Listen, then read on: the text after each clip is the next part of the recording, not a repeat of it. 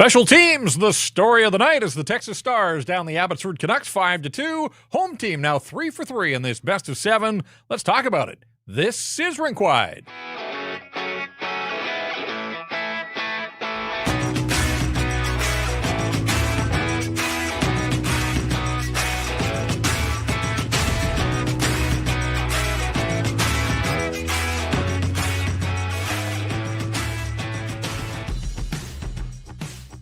We welcome you inside the Rink Wide Studios in downtown Vancouver. Wait a second. There's somebody in the studio with me. Yes. Back by popular demand, it's Irfan Ghaffar, as we're going to do a two-man program here tonight. In fact, 3 when Dave Hall of Canucks Army joins us. 5-2, Texas on the board in this best of 7 Western Conference final in the American Hockey League playoffs. I'm Jeff Patterson. It's great to have you with us again. The home team has prevailed in all 3 of these games, and so we got ourselves a series now. Nobody said it was going to be easy. I'm sure the Abbotsford Canucks didn't think it was going to be easy, and based on those first 2 games out in the Fraser Valley, I think the Canucks knew that this one wasn't going to be easy. We had spent parts of the first 2 rink wides talking about the fact that the Stars' best players really hadn't introduced themselves in this series. Well, they showed up tonight, particularly on the special teams, and so Texas is back into this thing now, and we'll see what happens as the series resumes on Wednesday. Rink Wide brought to you in part by Bet365. You want to get in on the action for the Stanley Cup final at Bet365? They got you from game props to player props, totals, the money line. Whatever your bet, it's never ordinary at Bet365. Download the app and get in on the game. An official partner of the Stanley Cup playoffs must be 19 or older. And Irf, I'm sure you remember Super Chats. Yep. We took them through the regular season. Still have the option here if you want to get your comment or your question right to the top of the queue and read here on Rink Wide. Then hit us up with a Super Chat, our charity partner all season, the BC Mental Health Foundation, changing the face of mental health and addiction by supporting breakthroughs in care, public understanding, research, and knowledge exchange. And yes, I'm going to let Irf talk. I just had to get a little business out of the way. Good to have you back. Good to be back. Mm-hmm. Absolutely. Yes. Yeah, the Abbotsford Canucks. Exactly. Well, the Vancouver Canucks didn't provide us with material in the playoffs, but this Abbotsford team has authored a nice story to this point. Yeah. And look, still in great shape. They took the first 2, so they lead the series, but they're licking their wounds after this one. I don't care what level you're at. You can't give up 2 power play goals and 2 shorthanded goals in the same game and think that you're going to come out on top. No, their special teams stunk. And I think that's the most simple way to put it, Jeff, especially, in a game where their head coach is so used to being on those special teams, maybe not the power play so much, but on the PK, he's not going to be happy with, where the players were and things of that. But I mean, you have to give the Texas Stars a lot of credit. Like, they were out for absolute blood, stealing Dave Hall's line from his Twitter account there. They were shooting. They shot absolutely everything. They peppered Artur Silovs with shots. And I know he's been the storyline. Has an incredible run so far. There's been so much talk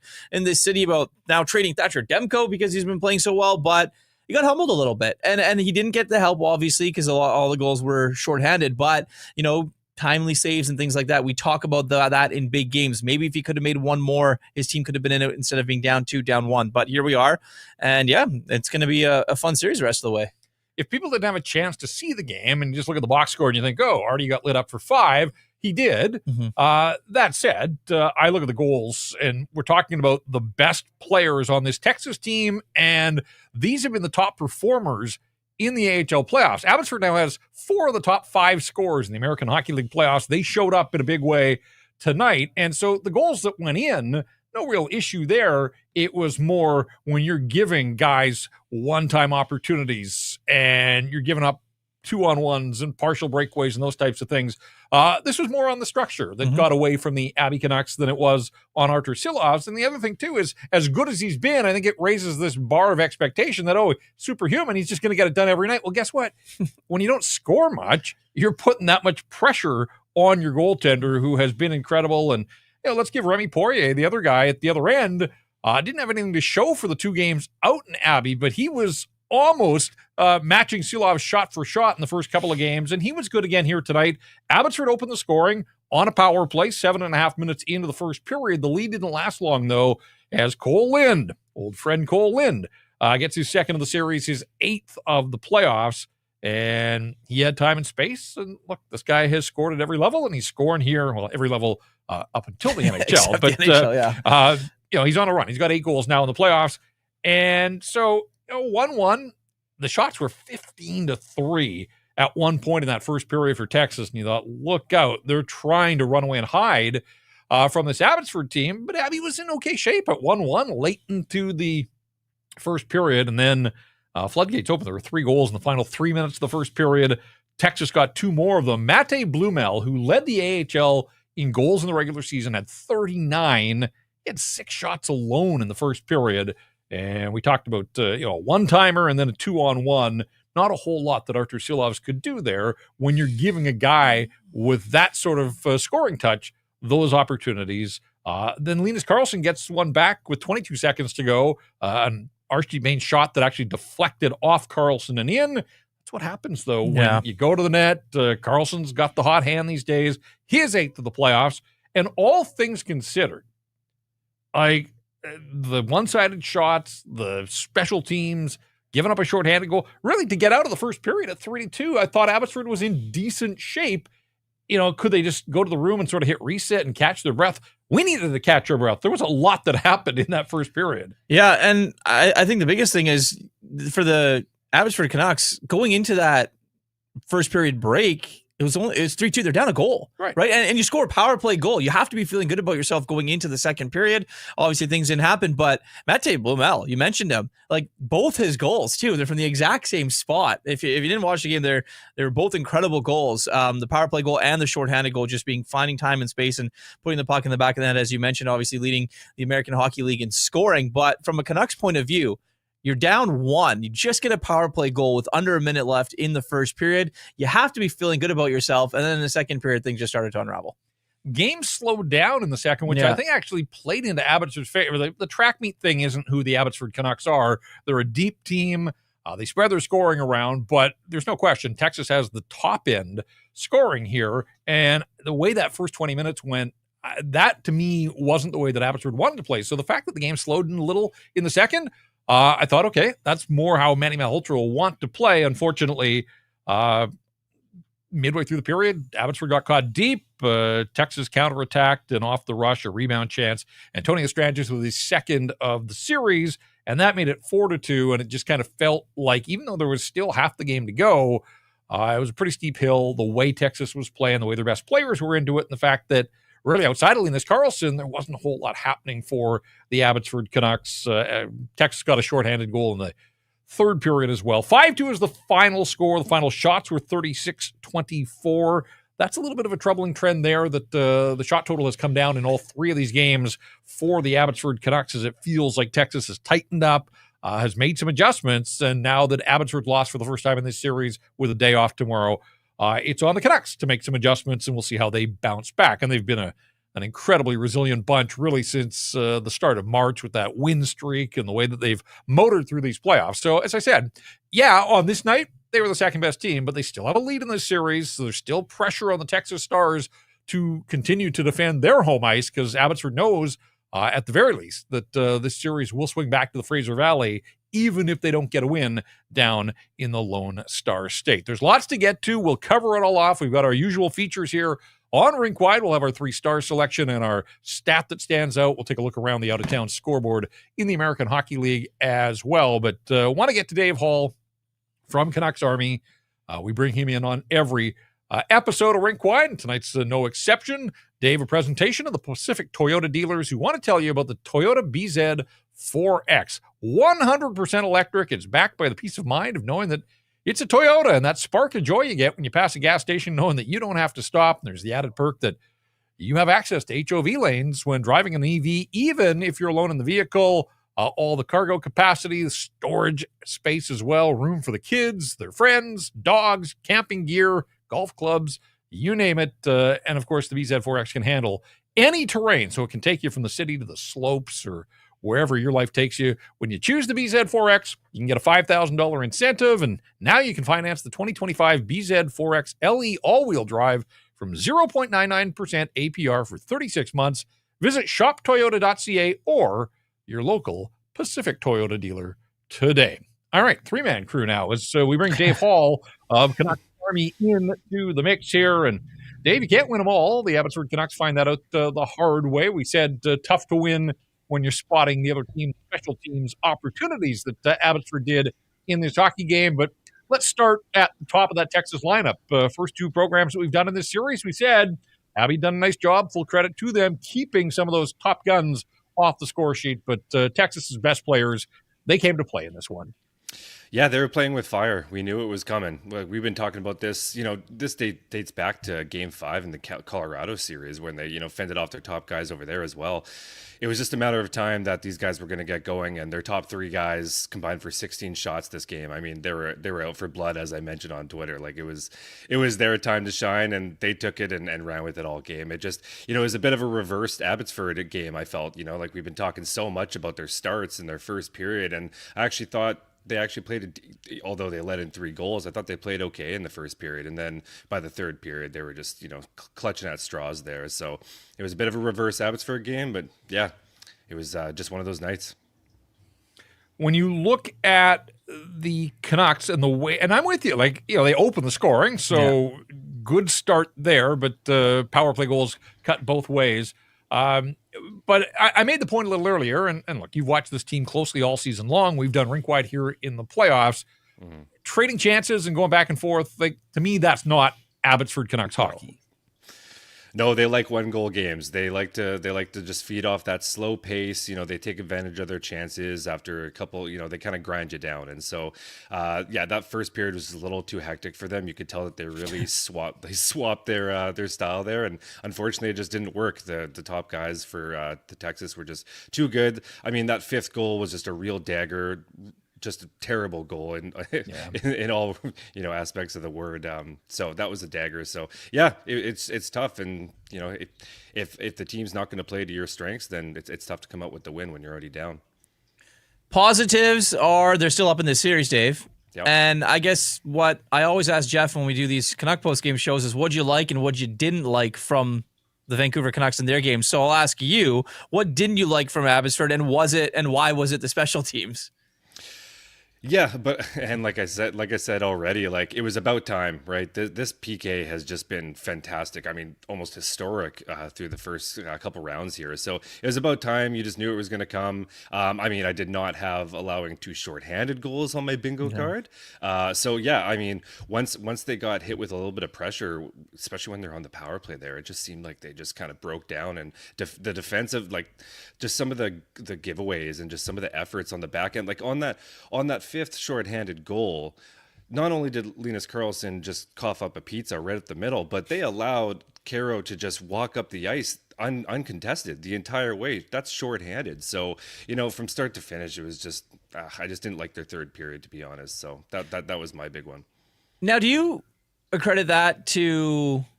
it's a series. It's a swing of emotions. Texas is home. They got their home fans and all of that. And maybe Abbotsford, maybe not too ready in this one to start the game. But you're down a goal, right? In after the first period into the second period, as Jeff mentioned, things slowed down, kind of got to the Abbotsford way, and then it fell apart again. So what do you attribute that to? Well, yeah, and it is a little interesting because typically, and this has been kind of a season-long thing, Abbotsford's quite strong in the second period. Probably one of their best periods. They're a really good shutdown team in the third period, but they typically like to, they get a lot of progress in the second period. So I do agree that it was probably a little bit challenging for them trying to, judge and match the pace of Texas here. It just seemed like they were just getting caught, just trying to do a little too much on their breakouts. They were kind of out of sorts. It just felt. So I don't know. I just felt like they just didn't have it. Typically, like I said, the second period they come out pretty strong, but I just feel like they were a little flat in this one. And it happens. Look, they won the elimination game against Colorado. They followed that up with 2 wins on home ice. That's 3 wins against good opponents at this time of the year. As we said, you're not going to win them all. And so now it's a question of how do they bounce back? And they get every benefit of the doubt just because of the way they've been playing really since the start of March, down the stretch and here into the playoffs. But it does feel like the Texas Stars have made some adjustments. And The Abbotsford shot totals have come down. You wonder if Texas feels like it's found something that it was able to exploit in that penalty kill, which has been airtight. That's maybe the concern to me is that, was Abby playing, living on borrowed time because the penalty kill was so good? But I do wonder if the Stars feel like they've found something there that's going to allow them to continue to have success with the man advantage. Yeah, and I mean, with the shot totals, it's hard to come back. I mean, they set the bar so high with that game one. Would they have 48 shots in game one? But no, you're right. And, you have to remember as well, like, Abbotsford's the only team left that has played all 4 rounds. So they've played a lot of hockey in the past couple months. I mean, I believe it was you that mentioned it a couple days on Twitter that, Texas only played 3 home games this entire playoffs. So, they haven't, in comparison, they just haven't played a lot of hockey. So who knows? Maybe tonight was just one of those games where the travel got to them, the level of play got to them, and eventually we just knew those top guys for Texas was going to go for it. So it was just all a combination of all of it. Heading to game 4, if there's one player on this Abbotsford Canuck roster that you want to see or need to see more from, maybe not just in one game, but in the series as a whole, who would it be? It's got to be Jonathan Lecker. Mm-hmm. We for me at least, I don't know. I just think we saw some really good stuff in the Colorado series, and we really thought, the confidence was back and it was going. But he's been invisible in this series so far. And tonight he actually had some chances, and he just kept on fanning on them. It just seems like the confidence is just a little low. He's gripping the puck a little tight, and he's just fighting it a bit. So I just, for our guy, he's averaging like a shot a game right now. It's just one of those things where this is a kid that scored 19 goals, right? He can score. He knows how to put pucks in the net. It just seems like he's fighting it a bit. So I think he's a guy, and this is a guy also who's playing top 6 minutes and power play time. So, for him to be, contributing at this level, in my mind, just isn't cutting it right now. Dave, we talked about it here in studio as the game was winding down. After the shorthanded goal to make it 5-2, did you detect, did Lekkerimäki play again? Like, it didn't seem to me that he was getting much ice time down in the final 15 minutes. No, I don't think so. I think I noticed Ty Mueller a lot. I know Ty Mueller got a lot of, speaking of rookies, but no, I don't think he played a lot. And then, Malhotra's been pretty steady with that. If he notices a trend in someone's game, or, if there's an egregious penalty or giveaway, he's not afraid to sit them in a game, or for the rest of the game, rather. So. We should mention that Aatu Räty didn't play, left the game the other night. I don't think anybody was surprised that he wasn't in the lineup. I don't know if he's on the road trip. Information hard to come by at this time of year. Still an undisclosed injury, whether it was a re-aggravation of the injury that kept him out or whether this was something new. But so much excitement to get him back for all of 14 minutes the other night. They have played and they have won without Aatu Räty, and so they have to lean on that. But again, as you start to see Texas's top players getting fired up here, you'd love to have a player like Aatu Räty at your disposal. They don't. So they'll move forward, and we'll see if Manny chooses to make any lineup adjustments. You got Ty Glover in there. They've got other players that they can plug in. So we'll see what the lineup looks like for Game 4 on Wednesday. When Irf asked about what you like, what didn't you like, let's just finish here with the positive that is Linus Karlsson. I know the turnover will cut him a little slack on the 5-2 goal, but this guy just continues to find a way. Like, he is having a heck of a playoff run. He was in on both goals here. He's up to 5 points now through Abbotsford scored 6 goals. He's been in on 5 of them in this series. And his goal itself, maybe a little fortunate, but good things happen when you get to the front of the net, park yourself there. Pucks are going to find you, and that was the case there. So there's a few others that could take a page out of Linus Karlsson's book here, and probably are going to have to crank things up for the Abbotsford Canucks. Yeah, and he's the kind of guy that, he led the team with 5 shots tonight, and, that always helps your fortune. But he's also just getting in on the rough stuff, as he typically does. He's a guy that you're gonna see on the forward check, and he's not afraid to get in the corners and, grind it out. And, I think we mentioned, I believe it was in the Colorado series, and he was a guy that I was hoping would step up a little bit, not because he hadn't already, but just I knew that he was the guy that they had to rely on, because he is their guy. And in Game 5, for the Colorado game, he he stepped up, and he's the guy that needs to be stepping up for this team. And so, yeah, he's a leader, but it's not just from the goals. He's doing it all. He's really just making things happen off the puck to make sure that play gets done. And now today's goal, he's standing in front of the net, so you go to the net and good things happen, right? So maybe that I actually thought that was Archdeep Bain's first of the season, so I thought I was really happy for him at that point. But I think Karlsson will take it. I think Archdeep will take the 2 assists as well. Yeah, and again, if we were looking for positives, the fact that Archdeep continuing to find his game. It took him a little while here in these playoffs. Some of the other series they got through, and we kept saying it buys him time, and he's starting to deliver now. So that's a good sign for both him and the Abbotsford Canucks, and we'll see what Wednesday holds when they get back after it. I mentioned on the program the other night that I'm stepping away for a week, so Irf is going to take over. It'll be you and Irf on Wednesday after Game 4, so I'll be watching from afar and certainly following this series and hoping when I return that the Abbotsford Canucks have punched their ticket to the Calder Cup final, but that's out of all of our control. All I know is that you and Irf are going to deliver the goods on Wednesday night. We'll let you get back to the Farmies. You can look for those at Canucks Army here shortly. Dave, as always, hey, we appreciate it. Yeah, thanks for having me as always, and have a good week, Jeff, and we'll see you on Wednesday, Irf. All right, guys. There you go. Dave Hall from Canucks Army has been with us all playoff long and will continue to be. And check out the Farmies. Great recap with all the highlights from these games. If you haven't been able to watch them, check out Rink Wide afterwards. But you want more details, Dave gets in-depth, great post-game recap at Canucks Army. Hey, we got a super chat. Hugo Mugo has been as consistent as anybody in these playoffs, and he brings it again here tonight. Says, can't win them all. Thanks for the show, boys. Hugo, thank you for the super chat supporting the BC Mental Health Foundation. Tim says Texas needed this one and they grabbed it, and that is pretty much what happened. I mean, there was no way the Stars could afford to go down 3-0 in this series and think that they were going to chip away, given the way that Abbotsford has been playing lockdown hockey. So even though technically not must win, it kind of felt like must win for the Texas Stars. They delivered. You're right. And it's funny because the term must win is so loosely thrown around in hockey. It wasn't must win, but you can't lose this one. That's pretty much what it was for the Dallas Stars, right? The Texas Stars, and the Stars mixed up.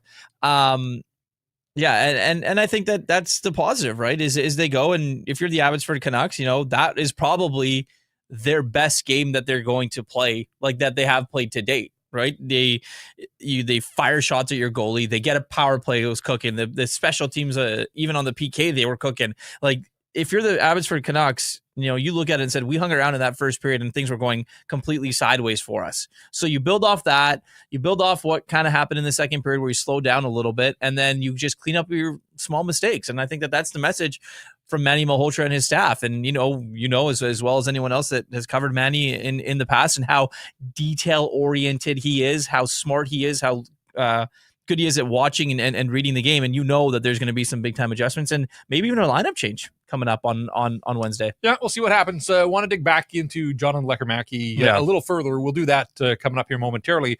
Raby in the chat says, what did people expect? It was must win for the Stars. Canucks should get 1 of 3 in Texas if they're serious about it. Well, I think they are serious about it.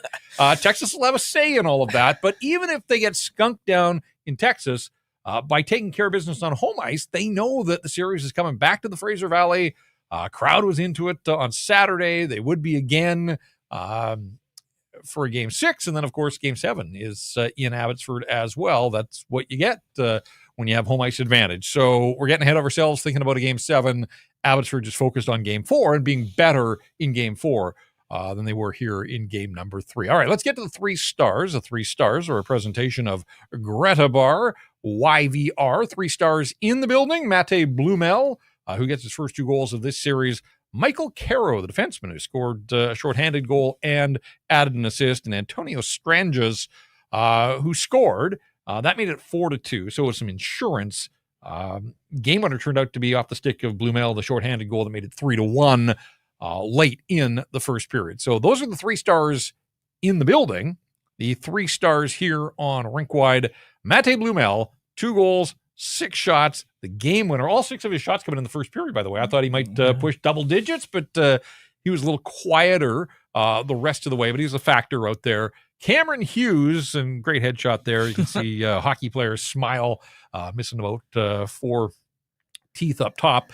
Cameron Hughes is now the AHL scoring leader in these playoffs and adds to his total, has a couple of assists in this one. And yeah, Linus Karlsson again, stepping up, showing up for the Abbotsford Canucks, has been active throughout the playoffs and has 8 goals now, 15 points. So he's a point-a-game guy in the postseason, 15 points in 15 games after being in on both of the Abbotsford goals in this one. Those are the 3 stars here on Rink Wide, brought to you by Greta Bar. And we tell you on every episode what a great place Greta is to watch sports on all the big screens, but they also want you to know they're big on team building and summer social events. So if you're looking to get your group out of the office for some corporate fun, or you're looking for a place for your team to gather, consider Greta. For all the arcade games, the street food menu, the weekly drink specials, Greta Bar, the place to be. 50 West Cordova, Greta Bar. Let the games begin. 5-2 Texas Downs, the Abbotsford Canucks. So it's still 2-1 Abbotsford in terms of the series score. It is a best of 7. If you're just joining and sort of coming late to these playoffs, best of 3 in the first round, and then 2 best of 5s, and now a best of 7. And of course, the Calder Cup final would be 4 out of 7 as well.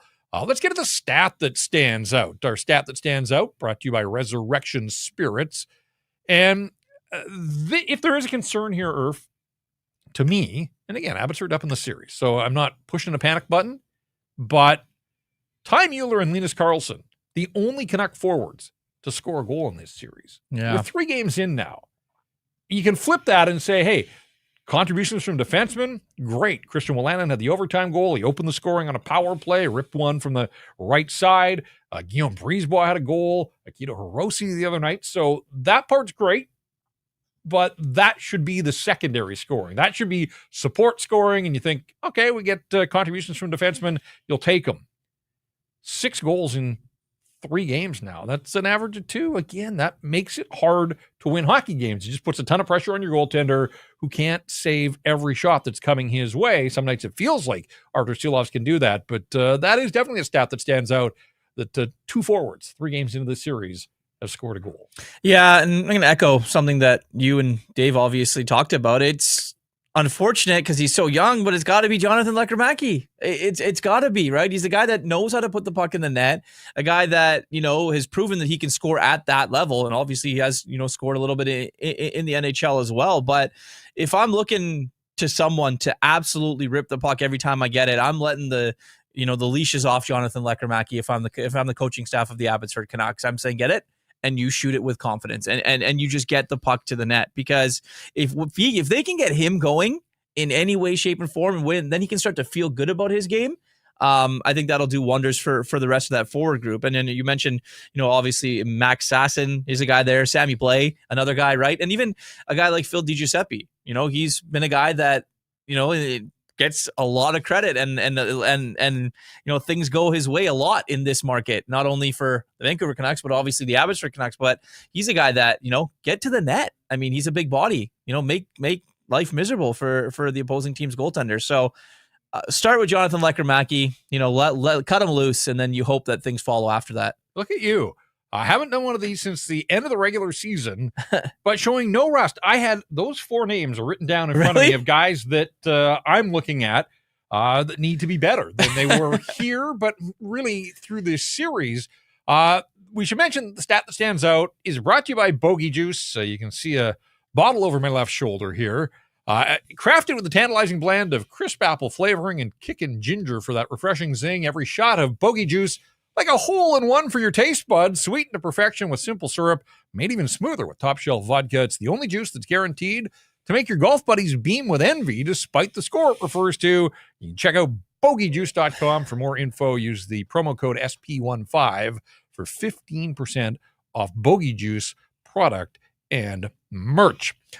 We will take a look at the American Hockey League playoffs, check in on what's going on in the Eastern Conference Final in a moment here. But let's get back to Lekkerimäki, because, again, if people have been at arm's length here, maybe checking out scores but not reading the box scores and all those types of things, look, we watch the games closely here at Rink Wide. We break them down, and after each and every one, Jonathan Lekkerimäki's gone 5 games without a point now.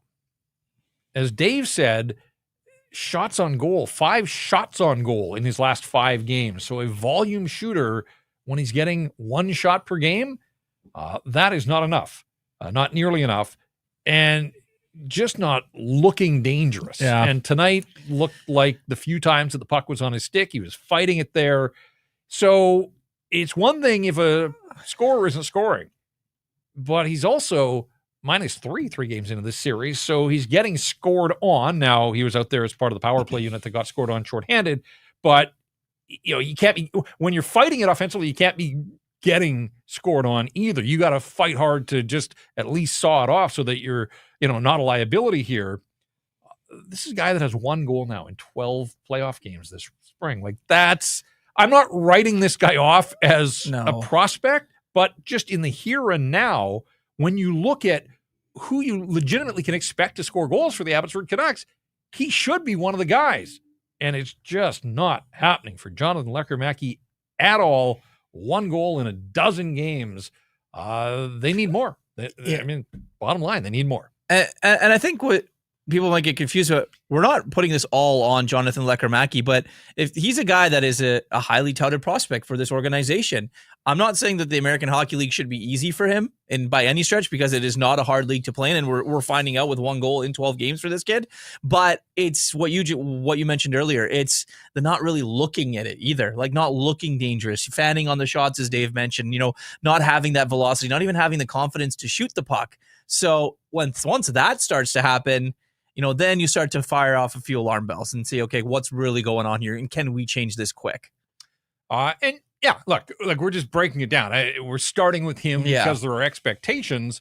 I thought it was a brutal game for Max Sasson until the 3rd period. Now, the 3rd period started to see the speed, broke through the middle, drew the hooking penalty on Alex Petrovic, who was back in the Texas Stars lineup after 17 games in the Stanley Cup playoffs for Dallas.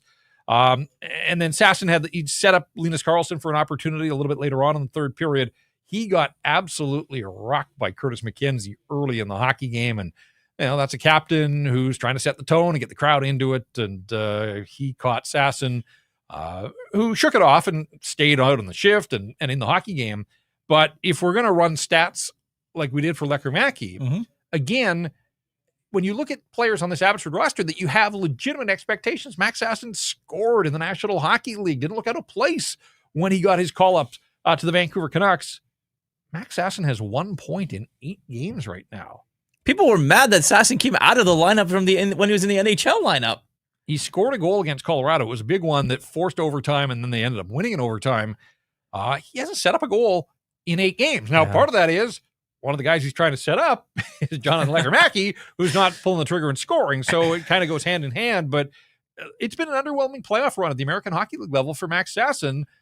He has 3 goals and 3 assists. He's got 6 points in 15 games. And so, when I look and we talk about Linus Karlsson finding a way to bring it every night and 15 points in 15 games, Max Sasson has just 6 points in the 15 games that the Abbotsford Canucks have played here. So, you hope that he takes that to heart and finds a way. They need him. He's one of the offensive leaders. The speed every game. The speed is noticeable, but it doesn't stop there. And, Phil Giuseppe the other night dropped the gloves in a tight game. I mean, what are you doing, Phil? Like, there's no fighting in playoff hockey, this deep in playoff hockey. And so put his team in a tough spot. It was fortunate that the refs took Cole Lind off the ice as well. But another veteran guy that's been through the battles here.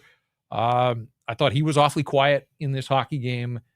So I'm looking for, more from a guy like Phil Giuseppe as well. But when we talk about only 2 forwards have scored through 3 games, we can go down the list here. There's forward, a lot of guys, but they just, and again, maybe this is a wake-up call, right? They were outplayed. They were the 2nd best team on the ice in this game.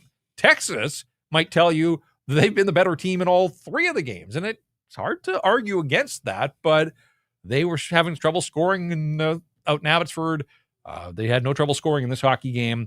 Whatever the case, it's on Abbotsford to bounce back and respond and make those necessary adjustments that I do think that guys like DiGiuseppe, like Sasson, like Lekkerimäki, they're the ones that have to find a way to elevate a little bit. Oh, absolutely. And I think you have to. Look, I know I mentioned a must win and whatever. The Abbotsford Canucks can't lose the next game. You give all the confidence in the world to the Texas Stars if they do, with another game after that at home in their own building. But you're right. It's more effort from basically everyone in that forward group. If you're the Abbotsford Canucks, it's firing the puck more. It's getting yourself into those dirty areas, and it's you trying to assert yourself in on the game like you did in the first two games. Yep. You know, positioning and everything. So we'll see what happens here on Wednesday. And Sammy Blais, Yep. he can't escape it either. Was not a factor. Has been a factor in a lot of games. His offense has sort of dried up a little bit. Hasn't scored since the opening round, which feels like a lifetime ago. We've been doing this a while, but this is 15 games now for the Abbotsford Canucks. He's been a physical force, but again, like this Abbotsford team this Texas team can score. They showed it tonight. If Abbotsford's going to have to match on some nights and get a little more juice, a little more offense, then a guy like Sammy Blais has got to find his scoring touch as well. All right, let's take a look at what's going on around the Calder Cup playoffs. This is a little bit of a surprise. Yeah. And look, I'm no expert in the American Hockey League and the Eastern Conference, but when a team finishes first overall, you kind of understand that they must be one of the better teams in the league. The Laval Rocket, the Montreal Canadiens farm team, is in an 0-3 hole against the Charlotte Checkers, and Charlotte's now at home. So they took game 3 yesterday. This was an off day in the Eastern Final. But Will Lockwood and the Charlotte Checkers can sweep the top team in the American Hockey League from the playoffs and advance to the Calder Cup with a victory on home ice. And the first 3 games haven't even been close, like 5-1, 5-2, 5-1. So we'll see what happens if the Checkers can checkmate and punt the Laval Rocket from the playoffs. We'll see if Laval rises up and extends this series. Whatever the case, it's looking like the Eastern Final could be a short one. So they resume their series tomorrow. It's an off day for the Western Final. And then Abby and Texas get back at it on Wednesday. Again, 5 p.m. Pacific is the puck drop for game number 4. Our AHL scoreboard, a presentation of the Vancouver Canadians. C's are out on the road right now, but they're going to be back home on June the 10th. So mark that one down. They open a homestand against Spokane, June, with all sorts of great promotions and giveaways, including Dog Day at the ballpark. You can bring your pooch to the park. Should be some fun. For the full game schedule, the promo schedule, and for tickets, check out CanadiansBaseball.com. I'm not going to blame you for the loss, but your first go round here in a while, and look what happens to the Abbotsford Canucks. But yes, because I was out there killing penalties. That's why I say I can't hold this one against you. But they've earned the benefit of the doubt. Yeah. And not just here in the playoffs. The way that they have played for a while now, this is just their 5th outright loss, 5th regulation loss in the last 33 hockey games. Like, that gives a pretty good idea of what this group has done under Manny Malhotra. And we said it when we were hosting Rink Wide down the stretch for the Vancouver Canucks. But the job that Manny's done here, where so many of his players were coming and going and up with the big team, that just adds sort of to the level of success and the job that Manny and his coaching staff have done here. So I give Manny a ton of leeway that he'll watch some tape here and he will find ways to make the necessary adjustments. I would expect, I'm not guaranteeing that Abbotsford wins the next game, but I do expect that they will be better than they were in this one. Well, and I think that's the biggest thing. Just be better. Right. And, the mistakes on the PK and then getting scored on, shorthanded, those are probably going to be erased. Like, I just can't see a game where that much special teams is going to play such a big factor. Now, Texas could come out and absolutely steamroll them 5-on-5, and that's a completely different story that we're having here on Wednesday night. But I agree with you. I mean, just the way that Manny Malhotra has handled this team this season, the way the guys have come up and down all season long, and how he's still been able to get maximum effort on some nights from that team, even though guys are tired, exhausted, and all of that. This is going to be one of those days here in the next 48 hours, is to see what he needs to do to change his team. Now, is it a day off? Do they get back on the ice? Something like that. But you can definitely bet that Manny is going to change some things. Yeah, and Artur Silov's another guy that has earned the long leash here to respond, and I'm sure that it'll burn him that he wasn't able to stop the ones that got past him. But I would expect that he hasn't had two subpar performances. No. And again, I don't know that he was poor in this one as much as Abbotsford just gave up way too many grade A opportunities against a team that was hungry and looked like it meant business. 5-2 was the final. The Texas Stars defeat the Abbotsford Canucks. Texas on the board here. Abby still leads the series 2-1.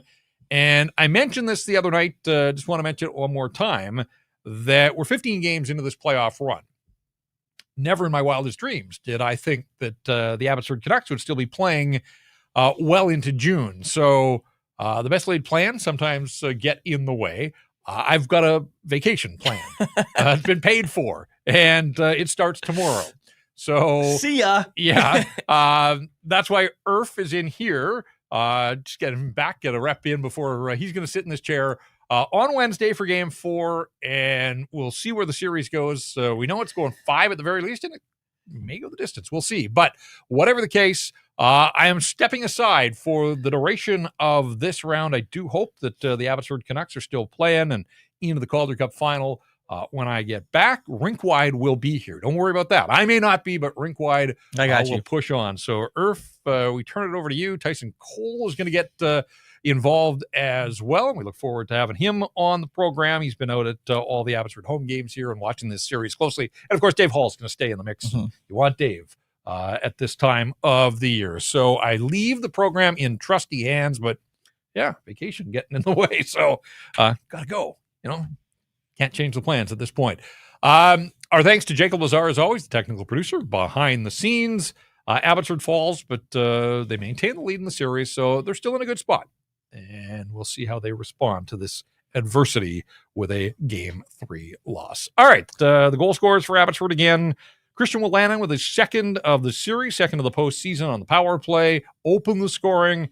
And Linus Karlsson with his 8th on the power play. Both Abbotsford goals coming with the man advantage. So 5-on-5 need to find a way to generate a little bit more. We should mention as well, 6,325, the announced attendance at the HEB Center in Cedar Park, which is just outside Austin, down in Texas. And that's where Game 4 and Game 5 will be. And then again, if it continues on at that point, Game 6 is scheduled for Sunday night out in Abbotsford, and then the quick turnaround. They would go back-to-back 6 and 7 if necessary. So, I turn it over. Here are the keys to the show, Irf. I'll try to crash it. No, I wasn't thinking that at all. No, have some fun with it. Yeah, absolutely. We know that the viewers and the listeners have. We've had great response here through the playoffs. So, we'll carry on here. Rink Wide coming your way after the final buzzer on Wednesday night. That's going to do it for us. 5-2. Texas takes care of Abbotsford. For Irf, I'm Jeff. Thanks so much for joining us for another episode of Rink Wide.